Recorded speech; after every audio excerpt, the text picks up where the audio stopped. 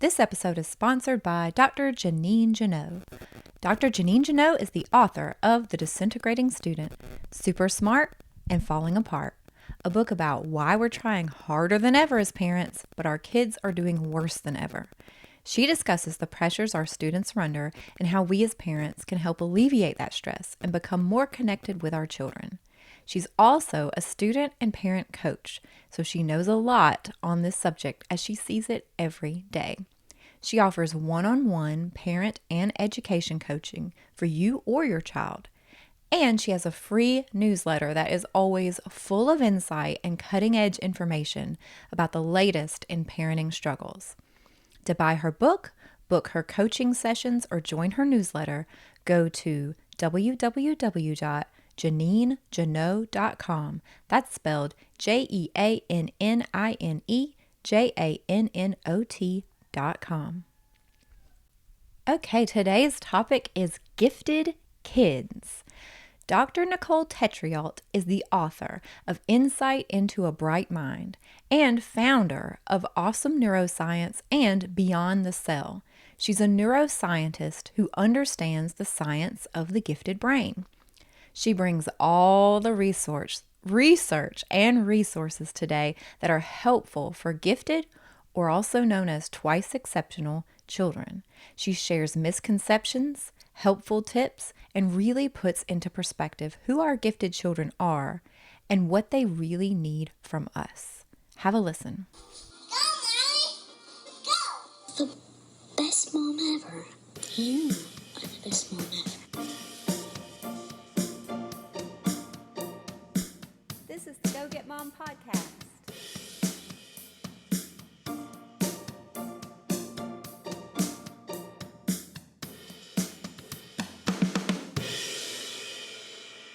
There's a lot of work that's been done in the field, really seminal work that started out with,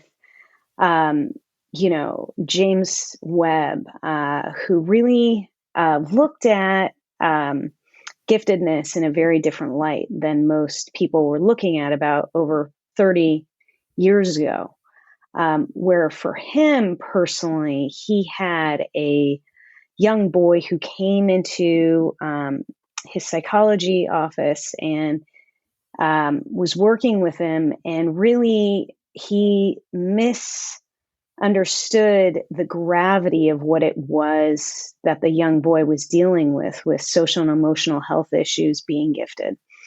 And unfortunately, the young boy took his own life.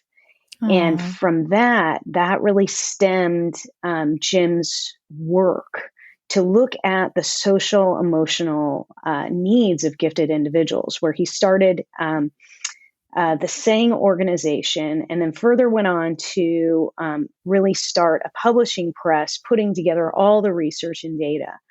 And so really the first area to point parents to is to look at a couple of organizations that I find to be really leaders and supports, and to provide them with, I like to give a list.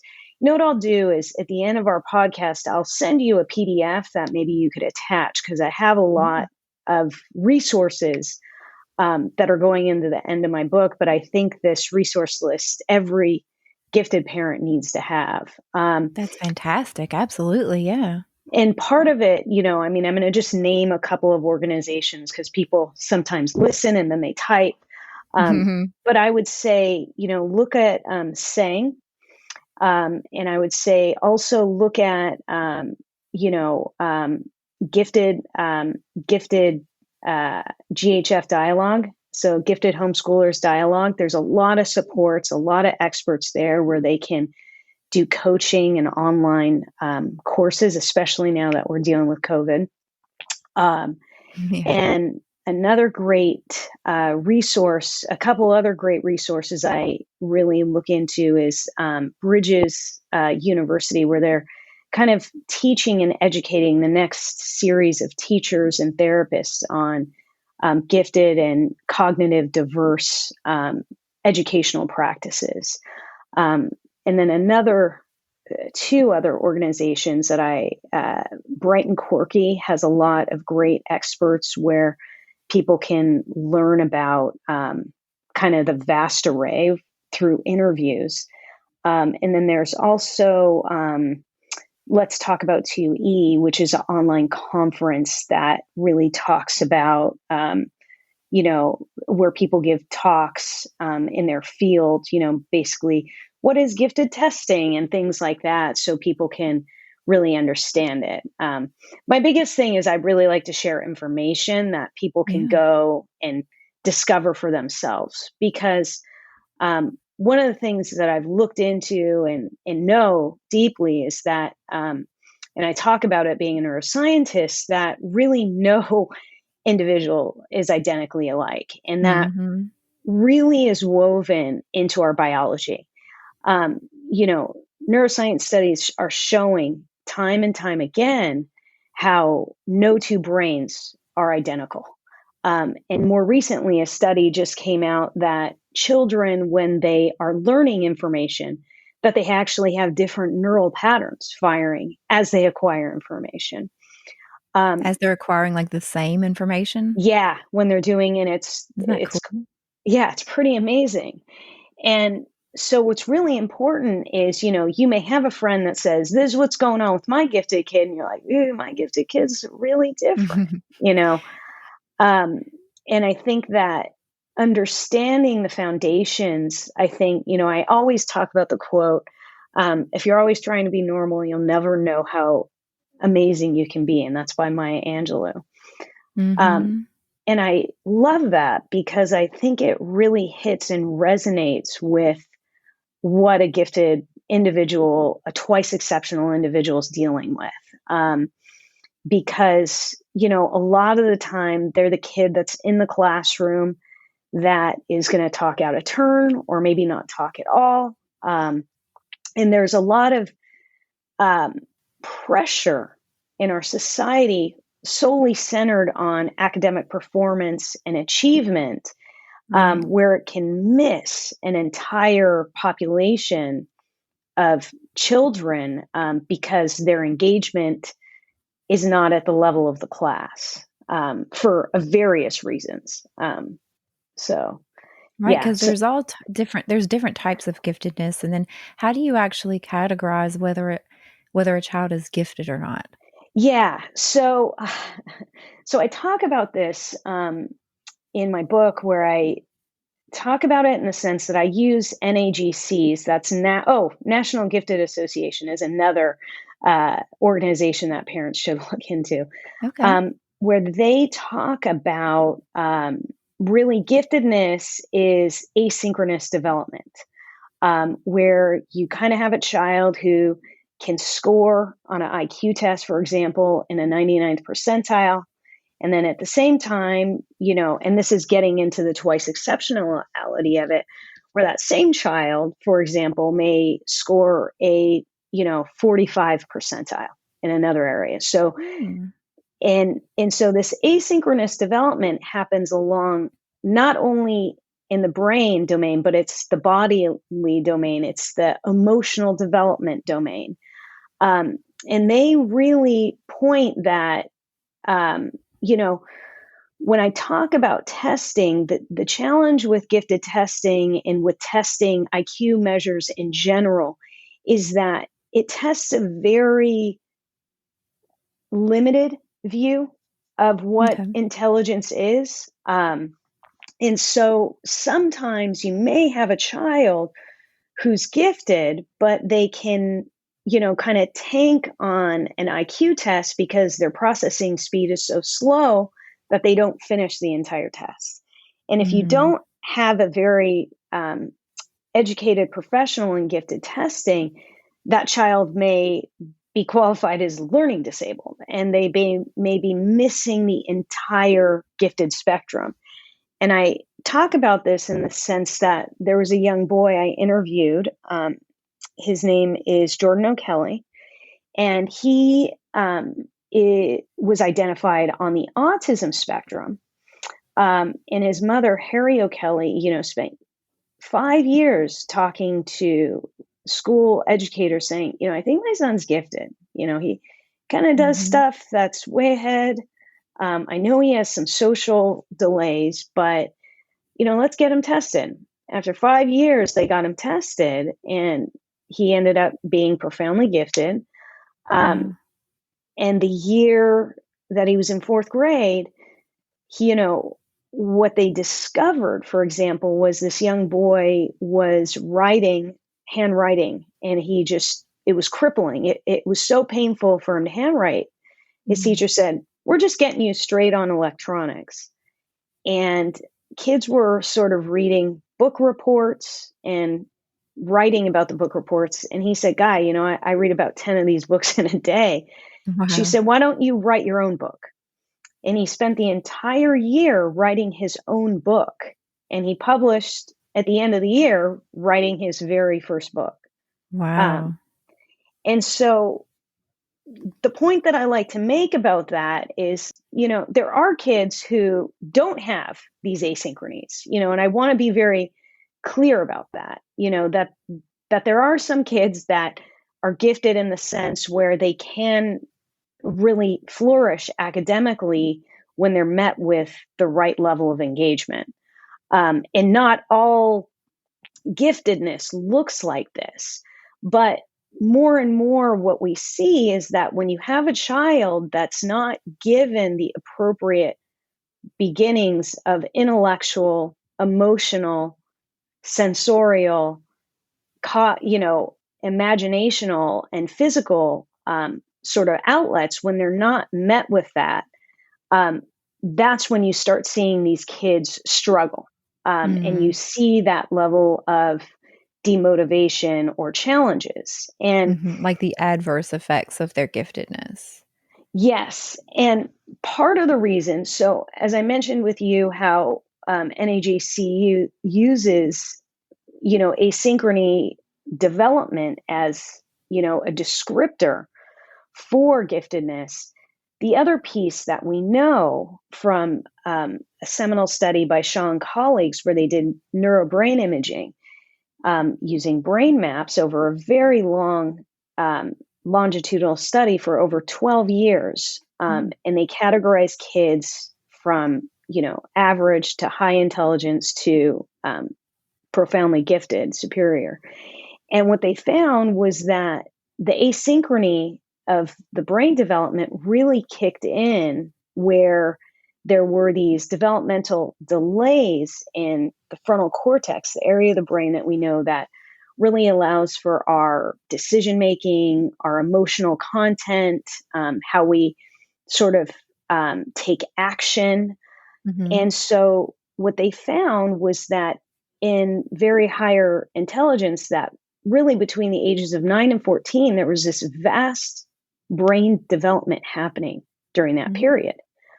Um, and so with younger kids, you could see these asynchronies happening where, um, they may not have that emotional control coming on until later on in life, and having that maturity. And more, we're knowing that the frontal cortex really develops all the way into our 30s. Right. Um, and so it's really, so when we think about giftedness and when we think about the caveat of being twice exceptional or cognitively diverse, we have to really think about how the whole individual develops from, a biological standpoint, but then there's also these emotional and social interactions, um, that when a child's needs aren't met, the core of a child's needs that aren't met, when they don't feel safe, the Mhm. biggest thing that they're going to do is they're going to have behaviors where they act out,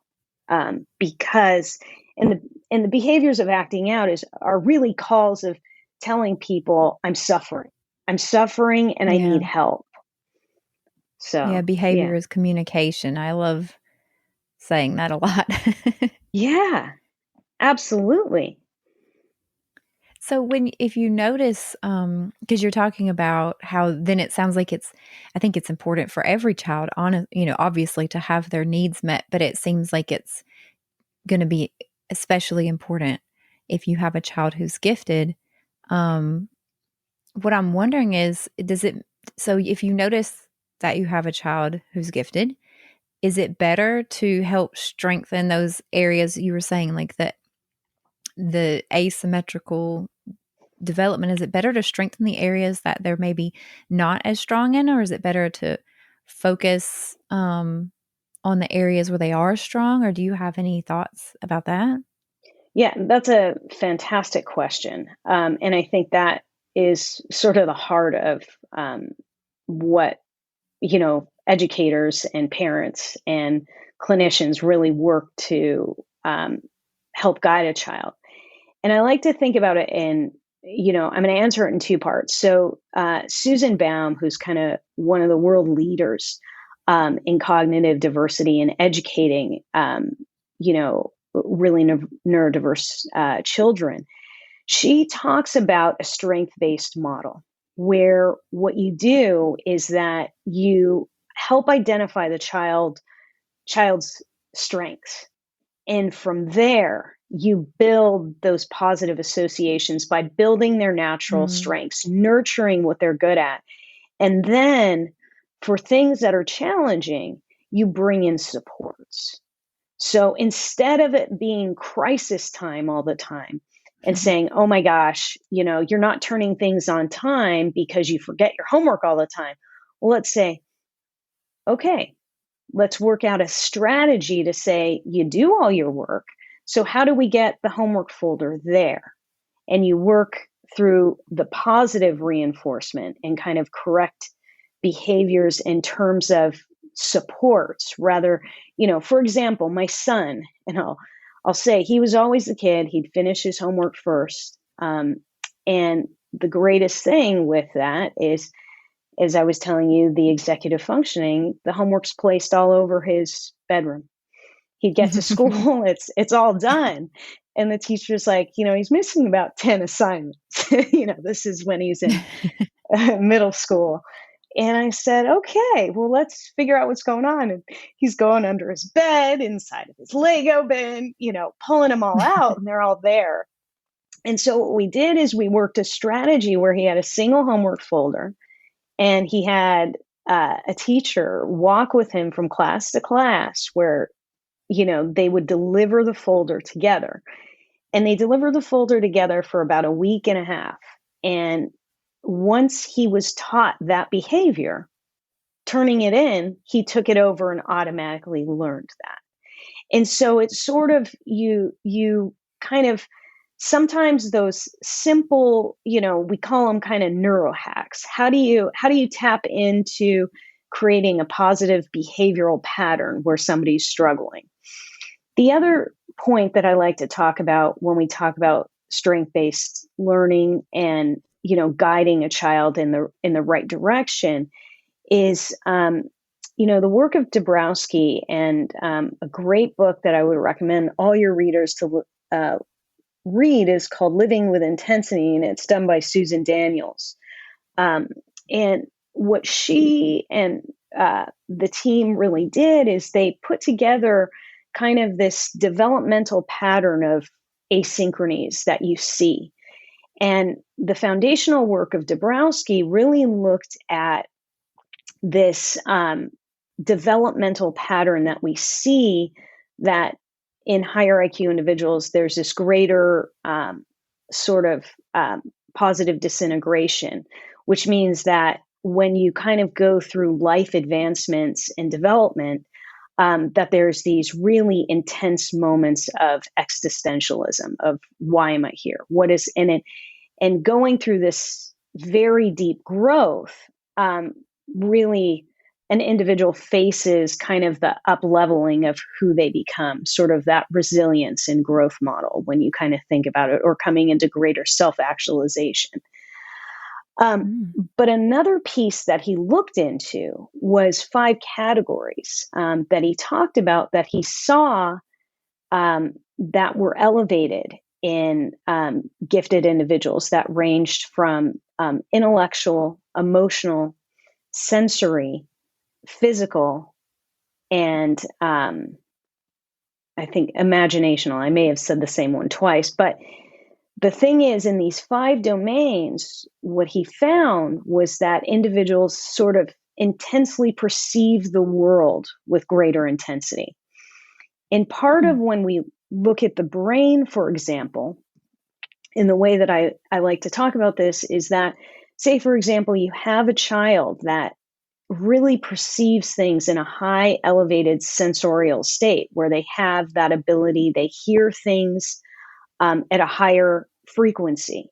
And what happens is, you can have this child at a very, very young age where they're responding to their environment and sensorially they're getting overstimulated by sounds.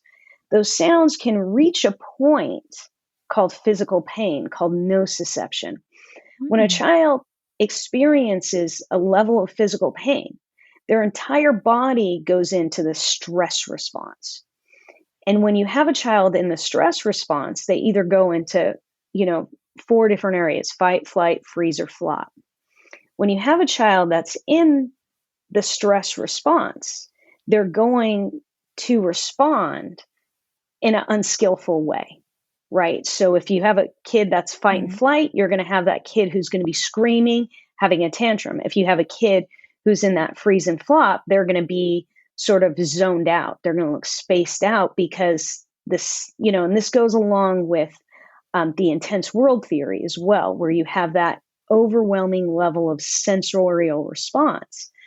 And so when you have a child who's very, very young navigating that, let's say 3 or 4, they're having a tantrum. And as you pointed out, with the behavior's communication, that they're suffering. And it looks as though they are, having this bad response, but when they're actually in physical pain, because that frontal cortex still has not developed. And so the point that I really like to point parents to is that to really understand, in this gifted and twice exceptional spectrum, you can have a child who's really elevated in these intensities. But if you don't help them learn how to decode these intensities, they aren't going to learn ways to communicate it in a skillful manner, if that makes sense. And so, a lot of the work by Dan Siegel, John Kabat-Zinn, and, Dan Siegel talks about it, name it until you tame it.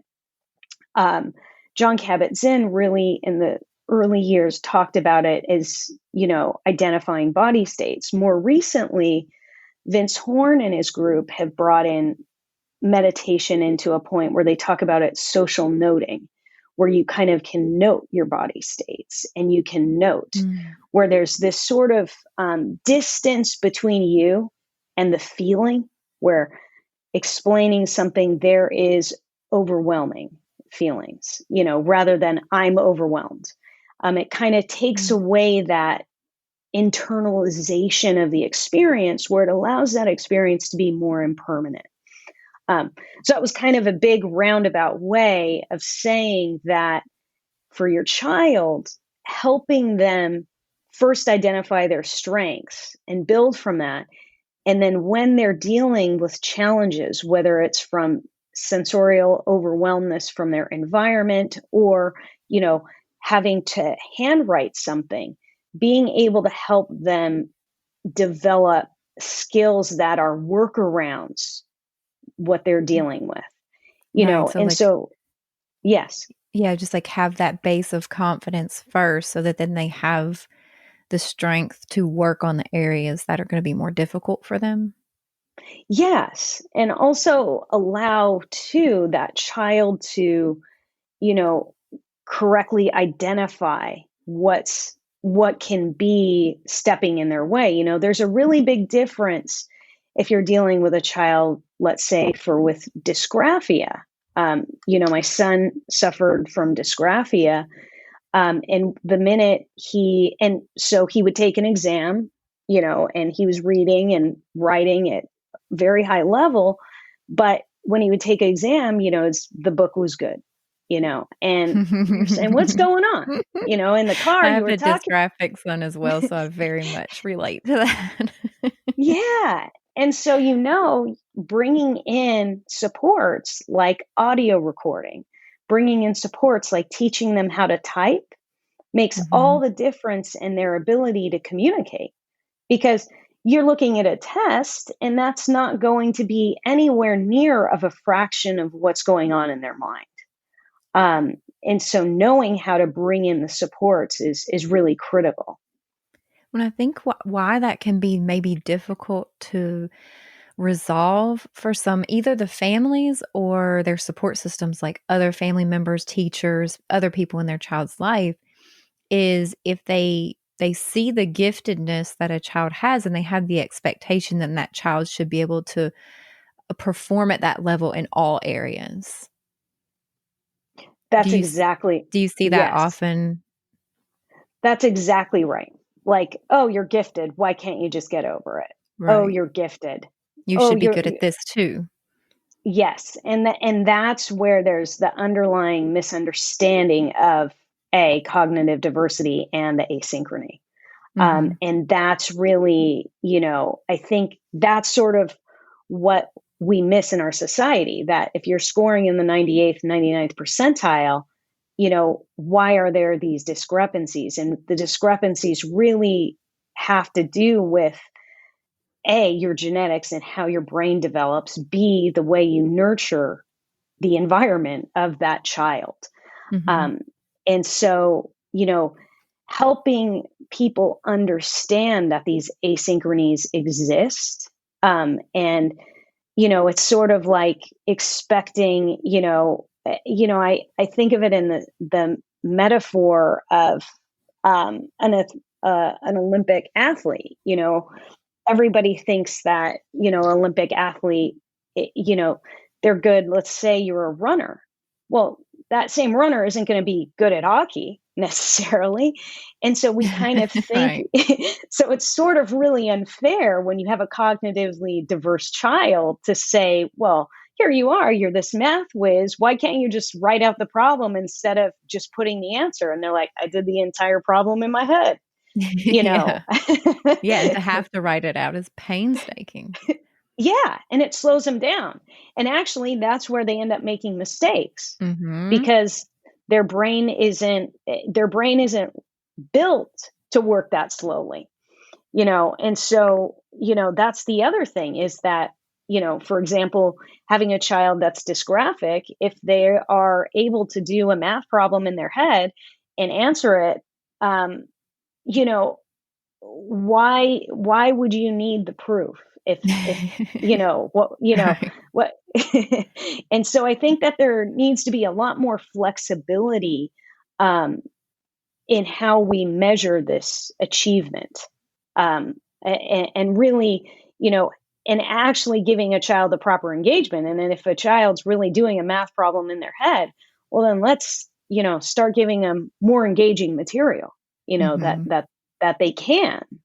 And when you notice when a child has the proper engagement, whether it's intellectual, creative, social, emotional, or physical, a lot of these behavior challenges go away, when they're given the outlets, when they're given that Right. 5 minutes, if they finish all their work, they're given that 5 minutes to go run around the play yard for a few minutes to kind of blow off Yeah. steam, and It I think seems we to always forget come that. back to that, right? I mean, I feel like whether I'm talking about kids who are really low functioning and whatever the situation is, I feel like that's what we always keep coming back to, is that we either way, sort of a one size fits all recipe is to give children more freedom and more acceptance. I mean, that Yes. theme just comes up time and time again. Yes. And I think that, the important thing is that, I want to say two things, because low functioning, I kind of want to rephrase how we think about that. Sure. Because I think that it's perhaps, in a way, you could think of it as developmentally delayed.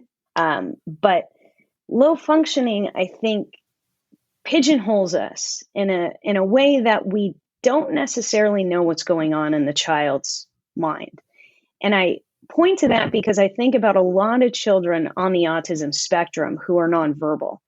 Um, you know, And Temple Grandin really opened our eyes to this, that, not speaking until by the time she was 15, um, you know, has earned a PhD, has, kind of redefined um, how we humanely sacrifice animals before we put them, toward our meat product industry. Um, and because of her emotional intensity and sensitivity, a lot of the time she was silenced due to feeling overwhelmed and overstimulated. Um, and she could have easily been tagged as low functioning. And so I kind of like to get us out of that idea that, we don't necessarily know what's going on in the mind of a child, um, because there's a lot more. And the way that we categorize that, I think, I like us to be cautionary, to kind of have a more expansive view that, you know, there's a unique person inside, and we just need to go at their speed to learn Mm-hmm. what they're telling us. I appreciate what you're saying. Yeah. I completely understand what you're saying, and that makes a lot of sense. I appreciate you offering that reframing. Yeah, I think of it, about children who, and I think, a lot of our education system is so wrapped up in functioning and high performing and ability and disability. Processing. Yeah. Yeah. And I think that it's just, when were kids able to just be kids, and, as a kid myself, like, I remember,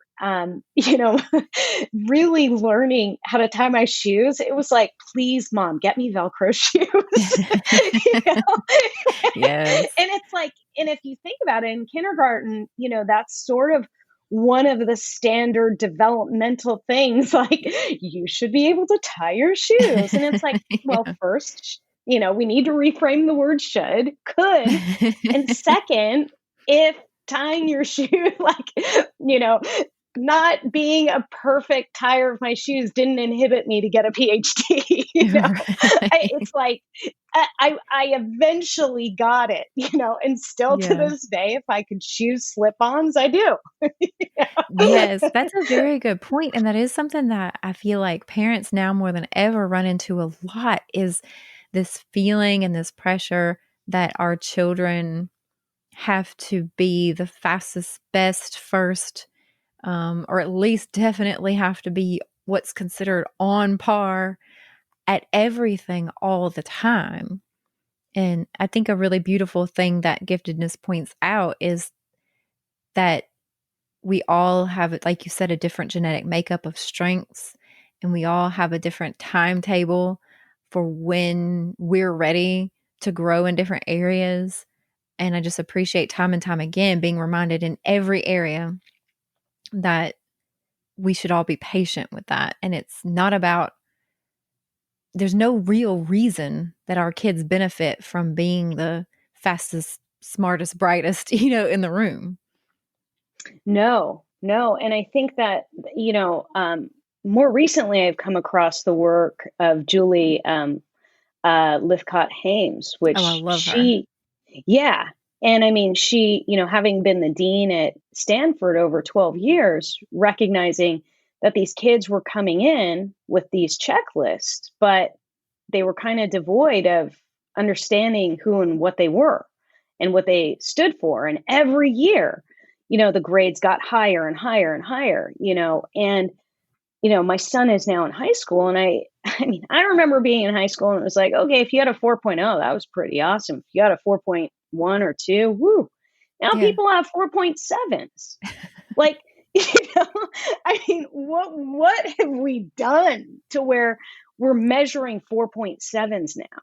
I mean, and it's like where 4.0 is like not even, it's like, oh yeah, you're Oh, that's not smart, even but yeah, acceptable. Yeah. and then we're like, oh, you're gifted, you should be having that, and it's like, no, it's contrary. Your gifted kid isn't going to be the kid that's going to have those straight A's. And, you know, and I'm not going to say anything negative and towards a kid who gets a 4.7 and works for that and strives for that, like more power to Yeah. them. You And know, and intrinsically wants and that, I think, and not so much it's from outside pressure. exactly. But if you have a child who shows up and, you know, they're wanting to, you know, start a nonprofit just because it looks good, you know, Mhm. and I mean, she really points out, you know, kids, you know, you don't just join a club, you have to design the club, you have to be the leader of the club, you have to innovate something new. Right. And and I think innovation is fantastic, but there has to be an underlying purpose behind it, Mhm. you know. And I think that, you know, when, you know, my son's 16 and a half and he's like, I have no idea what I want to do with my life. And I said, that's okay. I've Yeah. changed my career multiple times. And I said, probably what you study in college, you're going to change your mind, you know. And he's like, yeah, I think I'm going to have a non-traditional path. I'm like, that's okay. I think You know, and non-traditional is I don't know that traditional is super healthy right now. So I no. think non-traditional sounds great. Yeah, and I think that, you know, and I think, you know, even when you have a child who goes through all the hoops and, you know, we're thinking about it, you know, are you creating a kid who's just going to be, you know, a process of their education and then just, you know, get kind of burnt out and then go into a field and not really understand, you know, and think critically, you know, Mhm. because all they've been doing their entire life is, you know, checking the box.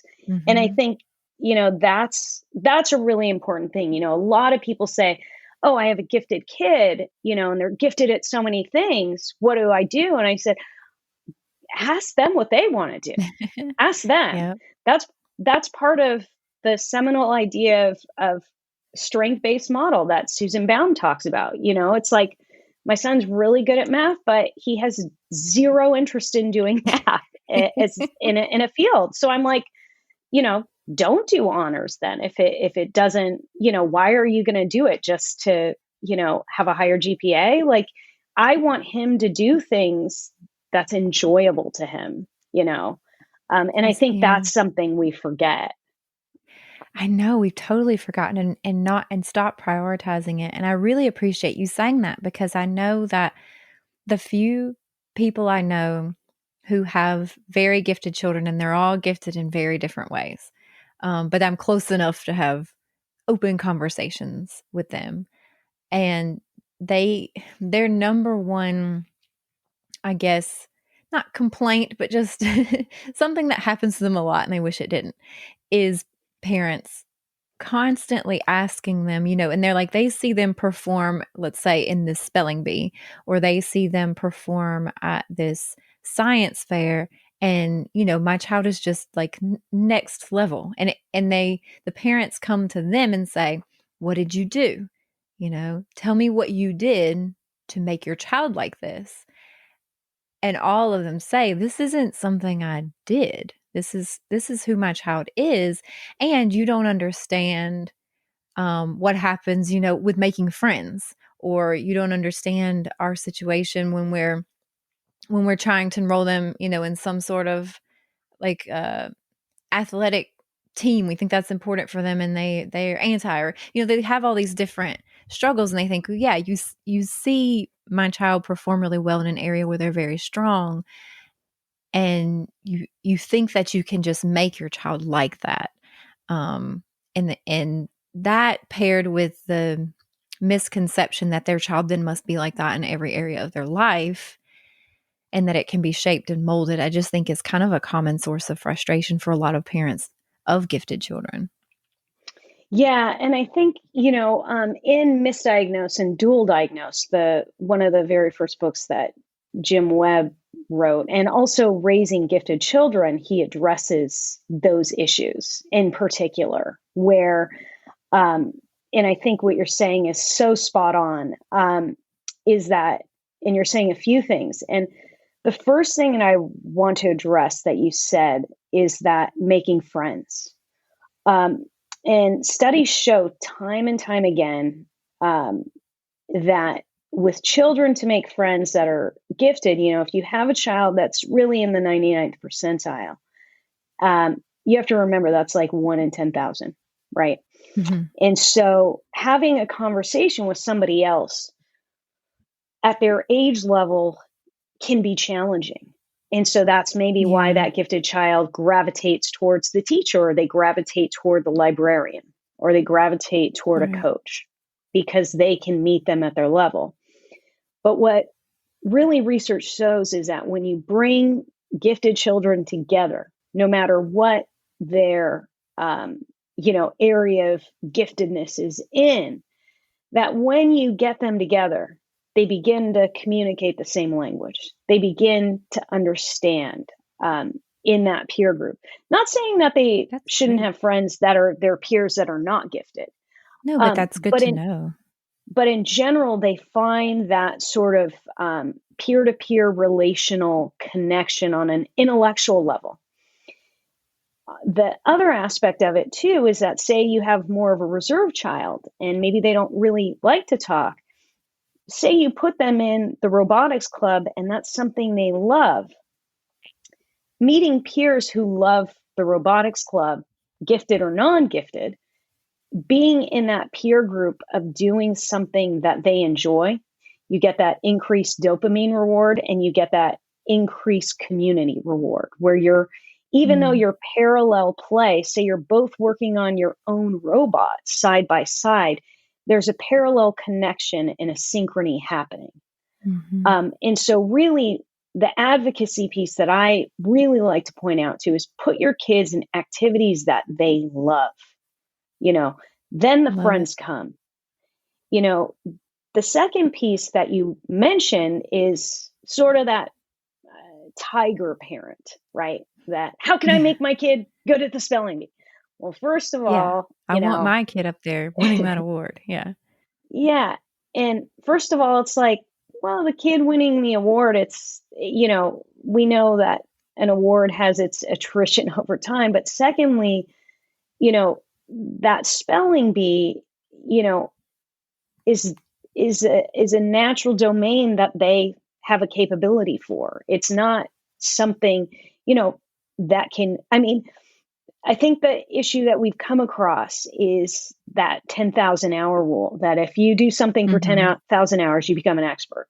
Mm-hmm. Hands down, you're going to be much better at it than somebody who hasn't. Okay. Yeah. Hands down, as a neuroscientist, there's neuroplasticity. You could train your brain to get good at skills, but there's a baseline ability that people come in with. And not to say that somebody can't train to be a good speller, they're just going to have to do it a different way. If somebody who learns how to spell naturally, that comes to them, that they have no advice to give you. It's an inborn gift. Now, if you want to learn how to be a spelling expert, you go out, you get the training, and you get coaches who know how to do that. Not to say that you could ever achieve the level. Maybe you could even achieve higher. But that's where you get it, that silliness of that competitive idea of, I want to be that at that level, and I think wanting to strive to be your best self for your inherent abilities, I think is great. And that's not to say that, if you're not good at basketball, don't try out for the team. By all means, try for it. You could get better. You could build your skills. You could, if you're lucky enough to have the resources, get coaches. But there is an undeniable ability in and my son was on the basketball team, and he had two friends that were just extraordinary basketball players. And these kids, when they'd go into the classroom, Spencer would help them with their homework. And they kind of had this back and forth, but out on the field, out on the court. That's how bad I am with sports. You're a real athlete, I can tell. Out on the court, his friends would be like, here's the basketball, you could make it, and it was that beautiful interplay of, Spencer admired their gifts, but he also knew who he was and Mm-hmm. would help them with their spelling homework and things like that. And I think that there's a real there's a miss I, there's a lot of confusion in that, Yeah. of my kid has to be the best, or I even have to be the best. It's like, try your best for yourself. Mm-hmm. Teach your child to try their best for themselves. But it's, and getting back to athletes, I was a runner. So that's Yeah. why courts and fields don't make sense to me.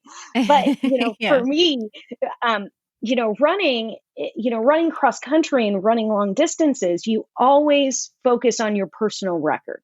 You don't focus on what your highest teammate got is their time. You focus Mm-hmm. each race. Did I hit my personal record? Did I shave off 3 seconds here? Wow. Was that a harder course? What was the terrain like? Was it flat? And so having that malleability, that it's your individual development, and in your growth of your individual development and nurturing your gifts, that's how you can become accessible, by sharing that with the collective. So if everybody was good at spelling, wouldn't that be boring? Right? Oh, yeah. And, I'm dyslexic. So, I talk about spelling in a very different way. I talk about it as I'm a creative speller, Mm-hmm. and like, I feel you. you know, and being a creative speller, like, why do you have to have the spelling exactly right? There's spell check now, Yeah, you know, exactly. There's um, autocorrects, like, we don't need that anymore. yeah. And so I think that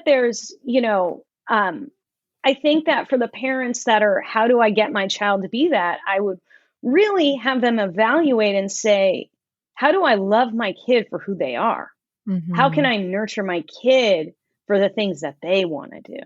If my kid Yes. says to me, I want to learn to become, and that's the thing. I'm dyslexic. If I went to my parents and said, I want to learn how to become good at spelling, that would have been a different muscle. It didn't matter to me, Mhm. and so I think Well, that and it's a very different thing. Yeah, it's a very different thing you having that goal versus your parents having that goal for you is a completely different thing. yeah. And I think more importantly, ask your child what they want to do. You know, maybe the child would get up there and be filled with anxiety, being, under scrutiny and on the spot, So I think you got to think about different things. Well, and I What like does that your you kid said. want to do?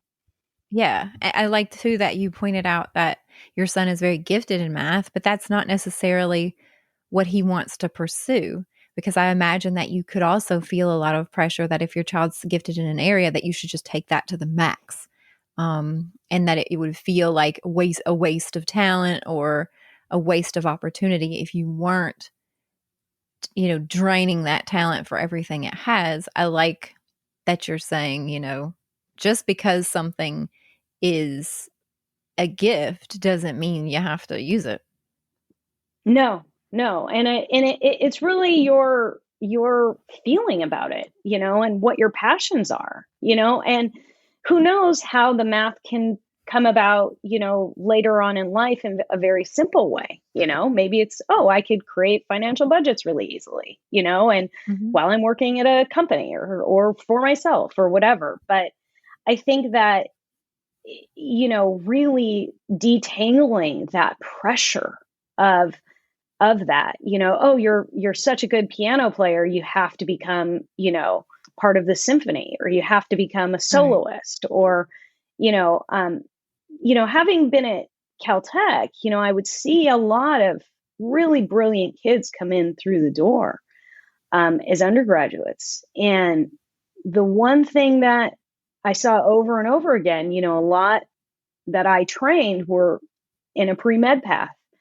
And, I had from some ranging where they got admitted by their freshman year into programs, is Mhm. how really ahead of the curve they were, where other ones, their parents were telling them, if you don't make it into medical school, being a physician's assistant isn't enough, Wow. and it's, and I think that, that kind of gets back into the perfectionism, that when you put those expectations on your child, um, they really live in a state of anxiety, of never feeling that they're measuring up. And, Father Greg Boyle really, he more recently put on his Twitter feed was, his message is, you can measure up someday. Homeboy's message is not, you can measure up someday. Rather, who you are is enough. And I think gifted kids just need to know, any child, any individual needs to know that they are enough exactly where they're at. And I love that. I think we miss that, We do. and we need to really, we put so much value on achievement and success. And, when we really miss the point that being in presence is enough, existing is enough, Yeah. And Absolutely. so, yeah. Well, I mean, I think that's just, again, you can never hear that enough as a parent, I think, and as a child, to feel that way, right? To feel that you, within this home at least, I mean, you can't help the pressures that your kids are going to be put under outside the home, but at least in the home, create a place where they do feel like enough. Yeah, and they feel that safety and security. And I think that, you pointed out, outside of the home, there's pressures on them. I think really having an open dialogue with them, and doing check-ins is really invaluable, where, very valuable, where they can really be able, one thing I like to, my mother was very ill for a long time. So a lot of the times when we would go to the doctor, they would say, what's your pain level, right? From 1 to 10. And what I learned from that experience is, each time we're kind of handed something, how can we evaluate this on a scale of 1 to 10? How are you feeling at school in terms of pressure wise on a scale of 1 to 10? Take it subject by subject. How are you feeling about this? And I think helping them identify, what goes back to that foundational, identifying noting your states, makes a really big difference for them to be able to move through that material. Because, I think society's external pressures can be infinite if you allow them to be. And you can recognize what energies you can pick up on. And one of my Buddhist teachers, Tenzin Wangyal Rinpoche, really says, all of these energies come around you and could come into your field, but it's your choice on whether or not you pick them up. And so if we can teach our children at a very young age that they're enough through compassion, they're enough through being who they are, and that these external energies aren't things that they have to absorb and take in internally to change who they are. See our show notes for a link to a resource list that Nicole created just for us. It's full of all the information that she was talking about in today's podcast. Her book, Insight into a Bright Mind, is releasing on March 2nd, 2021, so be on the lookout for that. And all her other amazing information and services can also be found at her website, NicoleTetreault.com. That's NicoleTetreault.com. Yay, you finished the whole episode! For more about Go Get Mom, you can visit us at thekidfactory.org/gogetmom or follow us on Instagram at gogetmom.podcast.